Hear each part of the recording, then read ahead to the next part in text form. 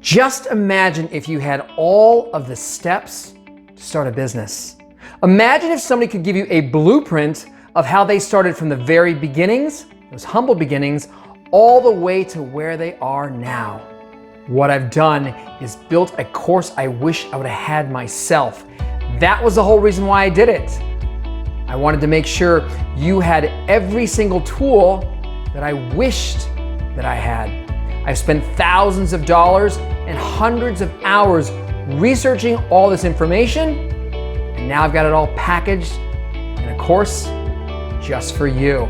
You don't have to be a nurse, you don't have to be medical, you've just got to be somebody with the desire to want to be their own boss, be an entrepreneur, learn from others.